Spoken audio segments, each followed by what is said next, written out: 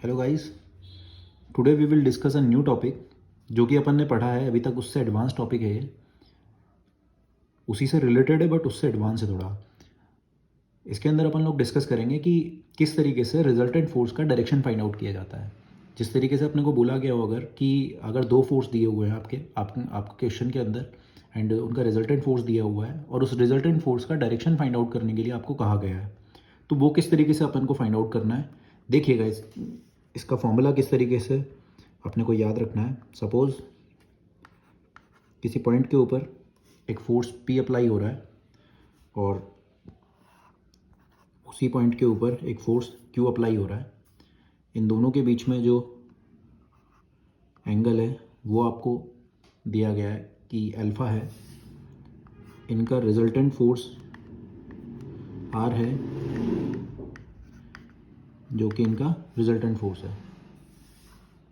और इसका डायरेक्शन आपको फाइंड आउट करना है। सपोज़ ये एंगल थीटा आपने कंसिडर कर लिया, इसे आपको फाइंड आउट करना है, ठीक है। यानी कि इस पॉइंट O के ऊपर दो फोर्स अप्लाई हो रहे हैं P और Q, उनका रिजल्टेंट आपको दिया हुआ है। अल्फ़ा इन दोनों के बीच का एंगल है P और Q के।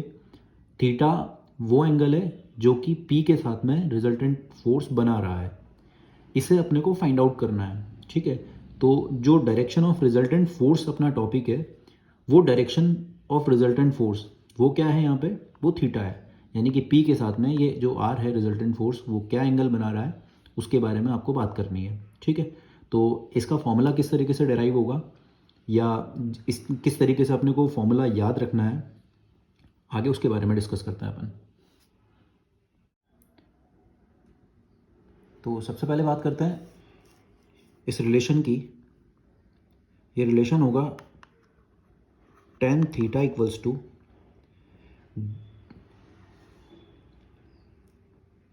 tan थीटा इक्वल्स टू, यानी कि जो एंगल अपन को फाइंड आउट करना है, ये रिजल्टेंट का एंगल है जो कि P के साथ में बना हुआ है। तो इसको याद किस तरीके से रखना है और इसको लिखना किस तरीके से, वो एक ट्रिक इस तरीके से देखिएगा। tan थीटा इक्वल्स टू, अब जिसके साथ में एंगल बन रहा है, P के साथ में एंगल बन रहा है रिजल्टेंट फोर्स का, तो P को छोड़ना है अपने को। किसको पकड़ना है? Q को। Q के साथ में साइन के साथ पूरा एंगल आएगा अपॉन जिसको छोड़ा था अपन ने। अब छोड़ा किसको था अपन ने? P को छोड़ा था, तो वो भी तो आएगा P प्लस इसी का overall cos alpha, Q cos alpha, ठीक है। तो इस तरीके से अपने को इसको याद रखना है। एक नई कंडीशन और मैं फॉर्मूला लेके उसको आपको क्लियर करता हूँ कि किस तरीके से इसको समझाना है अपने को। सपोज़ P फोर्स है,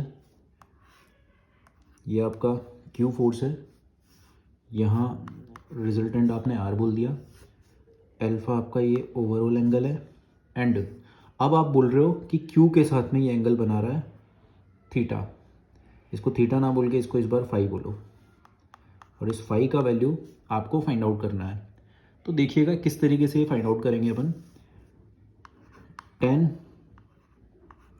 फाई इक्वल्स टू, अब वापस से वही ट्रिक अपने को याद रखनी है। जिसके साथ में रिजल्टेंट फोर्स एंगल बना रहा है, किसके साथ बना रहा है? Q के साथ में रिजल्टेंट फोर्स एंगल बना रहा है, ठीक है। वही एंगल अपने को फाइंड आउट करना है। अब जिसके साथ में एंगल बना रहा है, Q के साथ में एंगल बना रहा है, तो Q को छोड़ना है। किसको पकड़ना है? P को। तो अपन ने P को पकड़ा, तो P के साथ में अपन ने बोला है साइन के साथ में पूरा एंगल आएगा, तो पूरा एंगल कितना है? अल्फ़ा। तो ये साइन के साथ में पूरा एंगल अपॉन, अब जिसको छोड़ा था, किसको छोड़ा था? Q को छोड़ा था, क्योंकि एंगल R का Q के साथ में बन रहा है, तो अब वापस से Q भी तो आएगा कहीं ना कहीं, Q प्लस इसी का कॉस अल्फ़ा। तो इस तरीके से अपने को इसको याद रखना है। ये एक तरीके से ट्रिक हो गई इसको याद रखने की।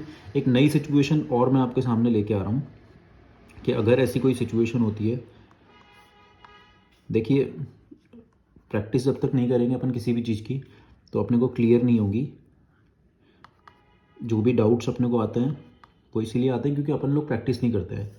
तो सपोज़ यहाँ पे अब F मैंने बोल दिया किसकी जगह पे? रिजल्टेंट की जगह पे। ये एज अ रिजल्टेंट यहाँ पे लिखा हुआ है, ठीक।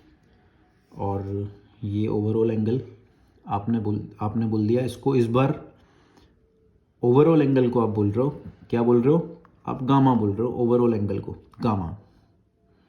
और इस एंगल को आप बोल रहे हो अल्फा, जो कि आपको फाइंड आउट करना है।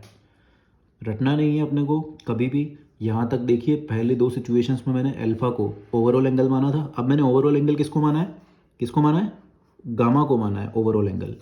और क्यू का एफ के साथ में जो एंगल बन रहा है, एफ का मतलब रिजल्टेंट फोर्स का क्यू के साथ में जो एंगल बन रहा है, उसको मैंने अल्फा माना है। तो आप मान कुछ भी सकते हो, वो आपकी चॉइस पर डिपेंड करता है कि आपको क्या सही लगता है। तो अब देखिए, रिजल्टेंट फोर्स का डायरेक्शन क्या है यहाँ पे, एफ फोर्स रिजल्टेंट है और क्यू इसके साथ में एंगल बन रहा है। तो यहाँ पर आपको इसको बोलना पड़ेगा टेन अल्फा, क्योंकि रिजल्टेंट फोर्स का क्यू के साथ में जो एंगल बन रहा है वो कितना बन रहा है, अल्फा। तो टेन अल्फा का ही फॉर्मूला बनेगा। तो टेन अल्फा इक्वल्स टू, अब देखिए जिसके साथ में एंगल बन रहा है उसको छोड़ते हैं अपन, तो क्यू के साथ में एंगल बन रहा है रिजल्टेंट फोर्स का, तो क्यू को छोड़ेंगे अपन। तो जब अपन ने क्यू को छोड़ा तो अब लेंगे किसको अपन, पी को। तो पी के साथ में साइन के साथ पूरा एंगल आता है, और पूरा एंगल क्या है इस बार, पूरा एंगल क्या है इस बार, गामा। तो आपका ये गामा होगा अपॉन, अब जिसको छोड़ा था क्यू को छोड़ा था, तो क्यू प्लस इसी का कॉस गामा, पूरा एंगल। तो इस तरीके से अपन ने एक और फॉर्मूला जनरेट कर लिया इसका। एक और कंडीशन, यार आपको समझाने के लिए जस्ट मुझे नई नई कंडीशंस यूज़ करनी पड़ रही हैं, तो देखिए कोई इशू नहीं है उसमें। जितनी बार अपन इसको करेंगे उतना अपने को क्लियर होता जाएगा। सपोज पूरा एंगल क्या है यहाँ पे, बीटा, ठीक है। अलग अलग सिचुएशन में अलग अलग हो सकता है यार, आप कुछ भी इसको मान सकते हो। अब आपने रिजल्टेंट क्या माना, मैंने बोल दिया कि यार रिजल्टेंट तो एस है, ये क्या है एस, रिजल्टेंट है, अपनी इच्छा है, कुछ भी मान सकते हैं। और रिजल्टेंट का एंगल क्या बन रहा है यहाँ पे, सपोज फाई, और ये फाई आपको फाइंड आउट करना है। ये लास्ट कंडीशन है जिस पे अपन बात कर रहे हैं। अब रिजल्टेंट का एंगल क्या है यहाँ पे, फाई, तो मैंने टेन फाई लिखना पड़ेगा, टेन फाई इक्वल्स टू, अब देखिए एक सिचुएशन, रिजल्टेंट का एंगल फाई है, किसके साथ में, ए के साथ। तो अब ए को छोड़ेंगे, बी को लेंगे। तो अपन ने बी को लिया, साइन, पूरा एंगल आएगा साइन के साथ में, पूरा एंगल क्या है अपना, पूरा एंगल क्या है, बीटा।